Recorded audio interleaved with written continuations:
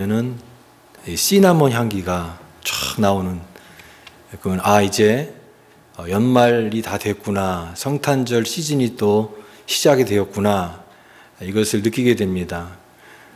저는 그 스타벅스도 좋아해서 스타벅스에 가면은 이제 신상품 뭐 몇 년 전에 나온 것 같은데요, 뭐 시나몬, 뭐 돌체 라떼, 뭐 시나몬 돌체 프라파치노. 그래서 시나몬 그 깊은 향기로 우리의 입맛을 또 유혹하기도 하고 그렇습니다.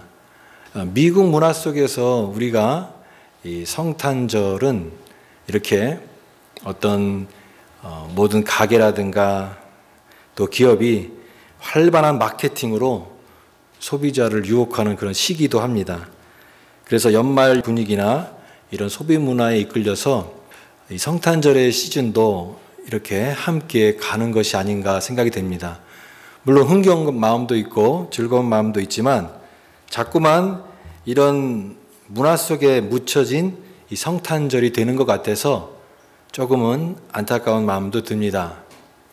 우리에게 있어서 성탄절은 어떤 의미가 있습니까? 그냥 하루 쉬는 날, 또 뭐 연말 연시, 어떤 공휴일, 이런 개념으로 점점점 이 성탄절의 의미가 퇴색이 되고 있지 않는가, 그런 안타까운 마음도 있습니다. 오늘 우리는 계속해서 이 대강절 기간을 통해서 예수님을 만난 사람들의 이야기를 통해서 우리의 믿음을 점검하고 있습니다. 여러분 혹시 지난주에 설교 내용이 기억나십니까? 아니, 설교 내용 말고 본문 내용이 혹시 기억나십니까? 하루 전 것도 기억이 안 나는데 일주일 뒤에 어떻게 기억나냐고 이렇게 생각하시겠죠? 여러분은 아마 하나님의 은사를 받았는데 망각의 은사를 받은 것 같습니다. 금방 잊어버리죠. 지난주에 우리는 시므온과 안나라고 하는 사람, 그 사람의 그 기다림을 통해서 예수님을 만났던 그 내용을 같이 나눴습니다. 그런데 성경에 보면은 이 시므온과 안나뿐만이 아니라 다른 사람들도 기다렸다 예수님 만났던 사람들의 모습들이 많이 나옵니다. 그 중에는 목자도 있고요, 또 오늘 본문에 나오는 동방박사들도 있습니다. 이런 사람들을 보면은 그냥 평범한 보통 사람들이라고 생각이 됩니다. 물론 뭐 동방박사 하면 좀 특별한 그런 사람같이 여겨지지만, 그러나 우리와 별반 다를 바 없는, 우리와 성정이 같은 그런 ordinary people, 그냥 일반 사람들이었다, 이런 생각이 듭니다.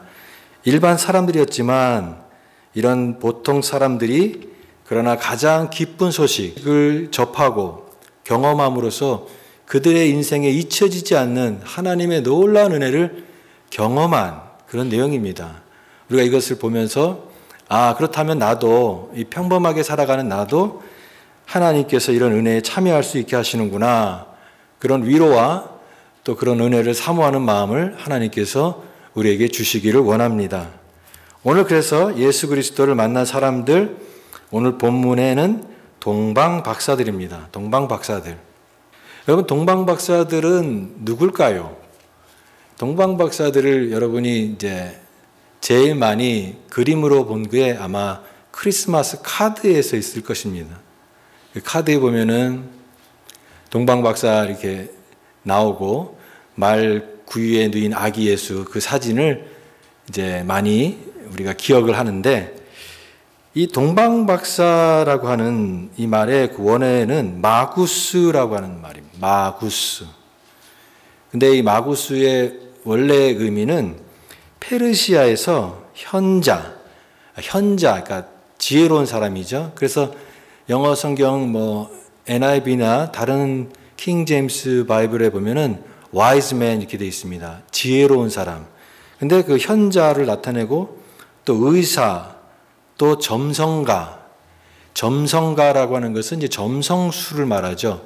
점성술은 천체의 어떤 그런 별을 관측함으로써 그것이 지상에서 일어나는 세상의 역사와 어떤 연관성을 갖느냐를 그 연구하는 것이 점성술입니다.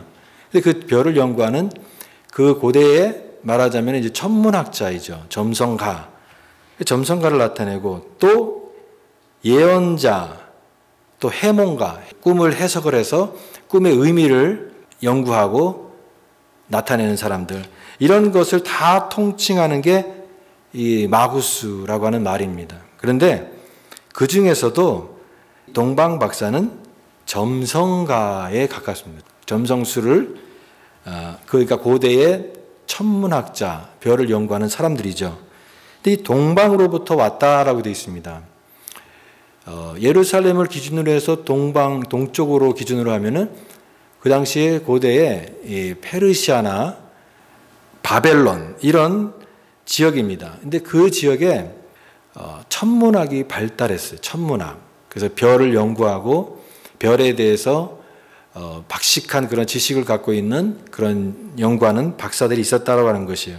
그래서 이 동방은 페르시아나 바벨론 지역이 이렇게 보인다고 얘기합니다. 여러분 그 다니엘서에 보게 되면 이 다니엘이 바벨론의 포로로 끌려갔을 때 이 다니엘의 지혜가 있어서 바벨론에서 거기에서 지혜로운 사람들에게 영향력을 줍니다. 그래서 유대의 전통과 또 성경에서 말하는 그 예언을 그 지역에 있는 또 나름대로의 어떤 그런 학자들이라든가 점성가들에게 영향력을 주었을 것이라고 보고 있습니다. 그래서 이 동방 박사들도 성경을 다 모르지만 이러한 구약에 나와 있는 그 어떤 예언의 부분들을 어느 정도는 사전적으로 지식적으로 알고 있었다라고 또 이렇게 추정해 볼 수가 있는 것입니다. 재미있는 것은요, 우리가 동방 박사 하면 몇 명입니까? 3명입니다. 근데 성경에는 3명이라고 정확히 나와 있지 않습니다. 그 3명이라는 근거가 어디 있냐면 드린 예물이 황금과 유황과 모략 이 3개를 드렸으니까 3명이겠다 이렇게 추정하는 것이지 성경에 어디에도 3명이다라고 하는 말은 없습니다. 예를 들면 많이 왔는데 3가지 예물만 드렸을 수도 있고 그 동방 박사들이 정확히 몇 명인지는 우리가 알 수가 없습니다. 또 하나는 우리가 크리스마스 카드에서 보듯이 동방 박사가 어디에서 경배를 드립니까? 마국간에서 드립니다. 그런데 마국간이 예수님 태어난 장소는 맞지만 동방 박사들이 예수님을 만났던 장소는 마국간이 아니라 이제 그 이후에 박사들이 예루살렘에 갔다가 베들레헴으로 가면서 여기 오늘 본문에 우리가 읽지 않았지만 이 11절에 보면 집에 들어가 아기와 그의 어머니 마리아가 함께 있는 것을 보고 이 집은 마국간이 아니라 요셉과 마리아가 있는 그 집을 말합니다. 그러니까 마국간에서 경배를 드리는 것이 아니라 그 내용은 또 우리가 다시 생각해 볼 수가 있습니다. 결국은 이 마태가 강조하는 것은 무엇이냐면 여러분 마태는 왕으로 오신 예수님을 강조하고 있어요. 유대인의 왕이시다. 그래서 우리가 여기 마태복음에 나와 있지 않지만 목자, 유대인의 대표인 목자, 그들은 비록 신분으로 따지면 아래 하층 그런 천한 사람들이었고 그런 사람들이었습니다.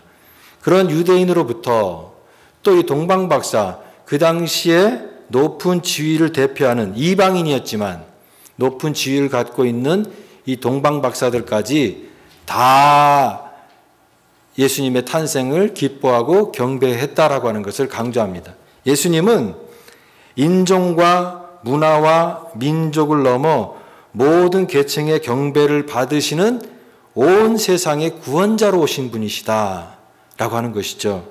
예수님의 탄생은 이 세상의 참된 구원과 소망을 위한 하늘의 기쁜 소식이었다라고 하는 것을 이 마태는 이 동방 박사의 이야기를 통해서 우리에게 강조하고 있는 것입니다. 오늘 저는 이 본문에 주시는 교훈을 2가지로 요약할 수 있을 것 같습니다. 하나는 예수님의 탄생을 통해서 여러 사람들에게 반응이 나옵니다. 그러나 여러 사람의 그 반응 중에 경배하는 자, 마음을 다해서 경배하는 자를 기뻐하신다라고 하는 내용입니다. 여기 예수님에 대한 사람들의 반응이 3가지로 생각해 볼 수 있어요. 한 사람은 헤롯 왕입니다. 3절에 나와 있는 헤롯 왕. 헤롯 왕이 어떤 사람이냐면, 여러분 그 로마 시대 때 로마가 통치하던 시대입니다. 예수님 시대가. 제정 로마가 다스리던 그 시대에 로마의 속국들인 다른 나라들을 로마가 통치를 어떻게 했냐면 자치권을 주고 또 거기에 있는 대리 통치자를 세워서 간접 통치를 했습니다. 이 팔레스타인, 이 예루살렘 속해 있는 모든 이런 유대도 분봉왕을 세워서 로마가 간접으로 지배를 하고 통치를 했습니다. 그래서 분봉왕으로 세운 사람이 바로 헤롯이었습니다. 헤롯. 헤롯은 정통 유대인도 아니고 왕족 출신도 아니고 또 다윗 가문으로 태어난 사람도 아닌데, 그가 이런 어떤 그런 로마의 정치 어떤 그런 배경 속에서 또 여러 지파가 서로 갈등하는 그 관계 속에서 그걸 잘 이용을 해서 이 당시에 권력을 잡았던 사람이 헤롯이었습니다. 헤롯. 아주 잔혹하고 잔인한 사람이었고, 또 예수님 시대에 이와 같은 그런 권력을 가졌던, 권력에 아주 욕심을 가졌던 그런 사람이 헤롯 왕입니다. 근데 오늘 헤롯 왕이 3절 말씀해 보니까 온 예루살렘이 듣고 소동한지라 그랬습니다. 왕이 났다는 소식을 들으니까 긴장했던 거예요. 내가 지금 왕인데 이 지역에 내가 가장 큰 통치자인데 또 다른 통치자가 누가 온다는 말이 그에게는 걱정이 되었고 위협이 되어서 이제 그를 죽이려고 하는, 그 왕을 죽이려고 하는 그런 음모를 꾸미고 이렇게 하는 그 헤롯의 모습을 보게 됩니다. 자신에게 위협되는 모든 세력은 무조건 제거를 하는 이러한 이 헤롯 왕의 모습, 바로 이와 같은 반응이 있다라고 하는 것이죠. 두 번째 반응은 4절 말씀에 나와 있는 대제사장과 서기관들의 반응입니다. 4절 말씀에 왕이 모든 대제사장과 백성의 서기관들을 모아 그리스도가 어디서 나겠느냐 물으니 이랬습니다. 대제사장과 서기관들은 종교 지도자들입니다. 이들은 구약 성경을 그래도 잘 아는 사람들이었습니다. 동방 박사들보다도 성경을 더 많이 알고 구약의 내용에 대해서 많이 아는 사람들이었어요. 메시아가 어디서 탄생하는 것을 알았고 또 거기에 대해서도 어느 지식을 갖고 있었던 사람이에요. 그런데 반면에 동방 박사는 왕이 태어났다라고 하는 것은 알았지만 어디서 태어났는지 그걸 잘 모릅니다. 성경을 몰랐기 때문에. 만약에 알았다고 한다면 예루살렘으로 바로 가지 않고 베들레헴으로 바로 갔겠죠. 그러니까 그들은 그런 것은 없었던 거예요. 그러나 이 대제사장과 서기관들은 이 말씀이 미가서 5장 2절의 예언의 성취, 이 미가서 5장 2절에 그 말씀이 나와 있거든요. 그래서 그걸 알았기 때문에 그들은 예수님이 어디서 태어날지도 말합니다. 근데 문제는 알았지만 반기지는 않았다라고 하는 것이에요. 기뻐하지도 않았고 오히려 정말 그들이 메시아가 오시는 것을 기다린다고 얘기했지만 정작 오셨는데도 불구하고 오늘 반응은 헤롯과 더불어 소동한지라, 소란스럽고 마음이 막 분주하고 이랬다라고 하는 것이에요. 지식적으로는 알아도 무관심했고 또 아주 냉담한 그런 반응을 볼 수가 있습니다. 세 번째 반응은 동방 박사들입니다. 동방 박사들. 근데 이 동방 박사들은 어떻게 예수님의 이 나심에 대해서 어떻게 반응했습니까? 오늘 2절 말씀에 그에게 경배하러 왔노라 그랬습니다. 그에게 경배하러 왔노라. 예수님의 나심을 마음으로 정말 축복하고 축하하면서 그분 앞에 경배하고 예배하기 위해서 그들은 왔다라고 하는 것이에요. 그것이 그들의 여기에 먼 길을 온 목적입니다. 페르시아에서 만약에 예루살렘까지 왔다고 한다면 그 당시에 교통수단이나 이런 것들이 없었기 때문에 적어도 6개월 정도 걸리는 아주 힘든 그런 여정이었을 것입니다. 그런 여정을 무릅쓰고 그들은 왔다라고 하는 것입니다. 왜 왔습니까? 경배하기 위해서, 예배하기 위해서, 가장 귀한 것을 드리기 위해서 왔습니다. 태어날 왕이 보통 왕과는 다르다는 사실을 알았고 하나님께서 보낸 인류를 위한 메시아이심을 알았고 그분을 경배하기 위해서 먼 길을 마다하지 않고 왔다라고 하는 것입니다. 여러분, 이 세 사람의 부류를 생각해 보면 누가 하나님의 은혜를 입은 자인가를 생각하게 합니다. 탄생 소식이 모든 사람에게 전해졌어요. 인간적으로 생각해 보면은 가장 가까운 사람들, 예루살렘에 있는 사람들이 먼저 그 기쁨의 소식을 누려야 되는, 은혜를 입어야 되는 사람인데 오히려 저기 멀리서 저 먼 동방에서 온 사람들이 그 은혜는, 그 사람들은 인간적으로 보면은 제일 마지막 나중에 참여할 수 있는 사람인데 그렇지 않고 그것이 역전되었다라고 하는 것입니다. 오히려 동방 박사들이 그 하나님의 은혜를 입었고 또 예루살렘에 있는 그 사람들은 오히려 하나님의 은혜를 그들은 잘 몰랐던 그런 사람들이었다라고 하는 것이죠. 구원은요, 우리가 복음을 듣는 것입니다. 그런데 단지 복음을 듣는 것만으로는 부족합니다. 복음을 듣고 영접하는 자에게 하나님께서 은혜를 주십니다. 여러분, 그 빌립보 교회가 어떻게 시작이 됐습니까? 빌립보 교회가 시작이 됐을 때 바울이 빌립보 지방에 가서 복음을 전하기를 이제 위해서 기도하는 가운데 강가에 가서 기도를 하는데 거기에 여자들이 그 지역에 있는 분들이 와서 기도를 합니다. 그때 같이 그곳에서 어울려서 얘기하다가 바울이 복음을 전하게 됩니다. 예수 그리스도의 복음을 전하게 돼요. 그런데 거기 있는 사람들 중에 성경에 이렇게 되어 있습니다. 주께서 복음을 전할 때 루디아라고 하는 그 여인의 마음을 열어 바울의 말을 따르게 하신지라 그랬습니다. 여러분, 많은 사람이 있잖아요. 그 중에서 왜 그 사람의 마음이 복음을 받아들이냐라고 하는 것이죠. 하나님께서 그 루디아의 마음을 열으셔서 이 복음을 들을 뿐만 아니라 그것을 받아들여서 자신의 믿음으로 영접하게끔 하셨습니다. 이 루디아를 통해서 나중에 이제 빌립보 교회가 세워지게 된 것입니다. 여러분, 이와 같이 복음은 듣는 것이 중요하지만 기쁨으로 영접하는 자가 그것을 은혜를 누린다라고 하는 것이에요. 기쁨으로 영접하는 자에게 하나님께서 칭찬과 구원을 주십니다. 우리가 매주마다 예배를 드리고 있습니다. 여러분은 예배 가운데 다양한 반응이 있을 것입니다. 그냥 예배를 올 수도 있고 또 때로는 여러 가지 생각에 교회에서 해야 될 일들에 분주한 마음으로 오는 사람도 있을 것이고 내가 해야 될 일들에 대해서 생각하면서 그렇게 오시는 분들도 있을 것입니다.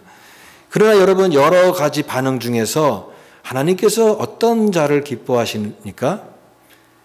오늘 마음을 다해 경배하는 예배자를 기뻐하신다라고 하는 것입니다.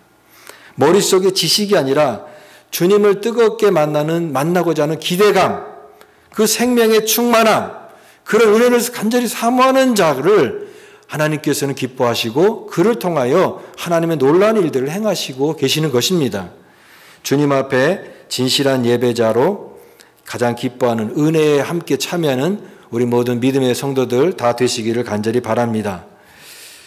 본문이 주는 두 번째 교훈은 그리스도를 발견하는 것은 진정한 기쁨을 준다라고 하는 것입니다. 메시아가 어디서 나실 것이다 라고 하는 것이 정확하게 어디에 예언되어 있느냐라고 하는 것인데 오늘 본문 6절입니다. 6절. 또 유대 땅 베들레헴아 너는 유대 고을 중에서 가장 작지 아니하도다. 내게서 한 다스리는 자가 나와서 내 백성 이스라엘의 목자가 되리라 하였음이니이다. 이 말씀이요, 어디에 예언되어 있냐면 미가서 5장 2절 말씀입니다. 미가서 5장 2절에 이 내용이 나와 있어요.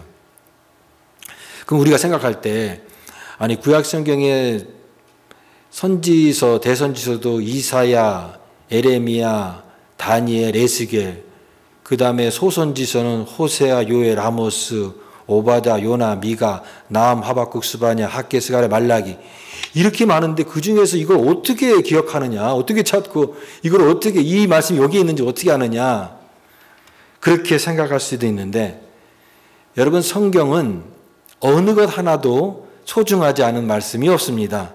왜냐하면 1.1획도 다 말씀이 성취되기 때문에 그렇습니다. 오늘 하나님께서는 미가서 말씀 속에 예수님께서 어디서 태어나실지를 예언을 말씀을 기록해 놓으신 것입니다. 그래서 오늘 5절 말씀에 이렇게 말하고 있습니다. 이르되 유다 베들레헴이오니 이는 선지자로 이렇게 기록된 바. 그렇습니다. 선지자로 이렇게 기록된 바. 무슨 말씀입니까? 말씀하신 그대로 이루어졌다라고 하는 것이에요. 예수님께서 베들레헴에 오신 것은 그냥 우연히 그냥 어떻게 하다 보니까 그것이 아니라 구약의 예언 말씀의 성취로 오신 것이고 그 말씀이 이루어진 그것으로 오신 것이라고 하는 것이에요. 하나님의 말씀이 이렇게 성취되고 완벽하게 이루어진다라고 하는 것을 보여주시고 예수님은 말씀의 예언대로 오신 분이시다라고 하는 것을 강조하고 있습니다. 이제 그 동방 박사들이 별을 보고 길을 갑니다. 동방에서 별을 보고 예루살렘을 향해서 계속 따라왔는데 이제 그들이 이제 예루살렘 기준으로 보면 동쪽에서 서쪽 방향을 보고 오는 것이죠. 그 거리가 얼마나 됐을까요? 수천 마일이 됐을 것입니다. 그 먼 거리를 온 것이에요. 그리고 나서 이제 그 먼 여정을 끝내서 예루살렘에 도착을 했습니다. 이제 예루살렘에 도착하고 나서 우리가 본문 읽었던 대로 거기서 이제 헤로드 왕과 이런 여러 가지 이제 소동을 겪는 내용들 나오고 그 다음에는 그 별의 인도를 어떻게 봤냐면 이제 별이 그들을 베들레헴으로 안내합니다. 근데 예루살렘과 베들레헴의 거리가 어느 정도이냐면 그렇게 멀지 않습니다. 8.2km 정도 돼요. 구글 지도에도 보면은 그 거리당 걸어갈 수 있는 시간, 그 소요 시간도 나오잖아요. 제가 그 보니까 1시간 46분 거리예요. 예루살렘에서 베들레헴까지. 그러니까 먼 거리는 아닌데 그 길도 이 별이 인도합니다. 근데 여기 말씀 보니까 마태가 오늘 기록하는 것은 별이 인도하면서 악이 있는 곳에 머물러 서 있는지라 이렇게 9절 말씀에 나와 있습니다. 근데 그 별이 어떻게 생겼는지, 그 별이 어떤 모습으로 나와 있는지, 어떻게 그리고 이동을 했는지, 별의 움직임과 멈춤이 어떻게 정확하게 그 장소를 찾을 수 있겠는지 자세히는 말하지 않습니다. 자세히는 말하지 않아요. 그거에 대해서 우리는 굉장히 관심을 가질 수 있지 모르지만 마태의 관심은 그것이 아니라 오히려 그 관심은 그 별을 보고 이 동방박사들의 반응에 대해서 관심을 갖습니다. 그 반응이 뭐냐면 기뻐하고 기뻐했다라고 하는 것입니다. 영어 성경에 보면 rejoice. They were overjoyed. 너무 기뻐가지고 물론 뭐 이런 너무나 먼 거리를 여행했는데 이제야 드디어 끝나는구나. 그런 안도감 때문에 기쁨이 넘칠 수도 있고 드디어 우리가 그분을 만나게 되는구나라고 하는 그 기쁨이 너무 커가지고 감격했을 수도 있겠지만 마태는 기뻐했다. 이것을 강조하고 있는 것입니다. 박사들이 아기를 발견했을 때 한마디로 그것은 기쁨이었다라고 하는 것입니다. 여러분, 복음을 발견한 사람의 첫 번째 반응이 무엇입니까? 기쁨이다라고 하는 것이에요. joy. 그 감격, 그 기쁨, 그리스도를 발견하는 것이 우리에게는 기쁨을 준다라고 하는 것입니다. 여러분, 우리가 예배를 드리는데 우리가 이 예배 가운데 하나님의 은혜를 발견하는 사람에게는 기쁨이 있어야 됩니다. 어떤 예배는요, 아주 중충한 예배가 있어요. 마치 하나님의 장례식에 온 것처럼 얼굴도 어둡고 다 뭐 경건한 그런 모습으로 이렇게 엎드려 있지만 너무나 분위기가 다운되어 있는 그런 이렇게 우울한 얼굴로 한 그런 예배를 과연 하나님이 기뻐하시는 예배일까? 엄숙하기만 한 그런 예배를 하나님이 기뻐하실까? 그리스도를 발견하는 진정한 그 기쁨, 그 감격, 은혜, 이것을 표현하는, 자유롭게 표현하는 그런 예배를 하나님이 더 기뻐하지 않을까라고 하는 것입니다. 왕께 기쁨으로 경배와 찬양을 드리는 것은 예배의 본질입니다. 만약에 우리가 이와 같은 이 복음을 통해서 이와 같은 기쁨을 누리지 못하고 발견하지 못한다고 한다면 우리가 예배드리는 모든 것은요, 세상의 교훈, 또 도덕적인 그런 강연, 그런 교훈밖에 되지 못해요. 어떤 사람은 이렇게 얘기해요. 어쨌든 뭐 교회에서 좋은 말씀하고 착하게 살아라, 바르게 살아라, 뭐 도둑질만 하지 말고 남 미워하지 말아라, 그렇게 가르치니까 내가 그래도 교회에서 뭐 틀린 말을 하는 것 같지 않아서 그래도 괜찮다, 그래서 예배로 온다. 만약에 그런 사람이 있다면 그것은 틀린 겁니다. 여러분, 우리가 착하게 살고 바르게 살기 위해서 예배하는 자들이 아닙니다. 그리스도가 왕이심을 선포하고 우리 구원자 되심을 고백하고 경배하기 위해서 우리는 예배 드리는 자입니다. 우리는 이 안에서 예배를 통해서 하나님의 은혜를 경험하고 충만하게 채워져서 이 세상을 향하여서 그리스도를 선포하기 위해서 우리가 이 교회에 오는 것이고 예배 드리는 것이고 하나님의 은혜를 사모하는 것입니다. 그 생명의 풍성함과 감격과 기쁨을 우리는 예배를 통해서 하나님을 경배할 때 누려야 되는 것입니다. 오늘 우리가 이 말씀을 맺겠습니다. 이 세상을 살아가면서 많은 슬픔도 있고 기쁜 일도 있고 또 어려운 일도 다 당하고 살아갑니다. 때로는 우리가 기쁜 일도 있지만 그 기쁨이 금방 사라질 때가 많습니다. 그러나 오늘 예수님을 정말로 발견한 사람의 기쁨은요, 충만한 기쁨이라고 믿습니다. 여러분, 충만한 기쁨은 쉽게 사라지지 않습니다. 이 기쁨이 우리의 안에 심령 속에서 샘솟듯 해서 계속해서 흘러나오는 그런 기쁨이 되는 것입니다. 이 세상 견뎌낼 힘이 되어줍니다. 그 기쁨을 가진 사람은 조금 어려운 일이 있고 낙심되는 일이 있고 답답한 일이 있어도 그 모든 것을 견뎌나가는 하나님의 은혜를 붙들고 승리하는 자들로 살아가는 줄 믿습니다. 오늘 진정 예수 그리스도를 만난 사람으로서 오직 주님만을 경배하고 또 이런 기쁨을 가지고 우리가 담대하게 살아가는 우리 모든 믿음의 백성들 다 되시기를 바랍니다. 대강절에 주신 하나님의 은혜를 가슴에 품고 주님, 나도 주님을 경배하게 하여 주옵소서, 예배하게 하여 주옵소서, 그래서 날마다 기쁨이 샘솟는 그런 삶을 살게 하여 주옵소서. 그런 다짐과 고백과 은혜가 우리 사랑하는 모든 믿음의 성도들 삶 가운데 충만하게 넘치시기를 간절히 축복합니다.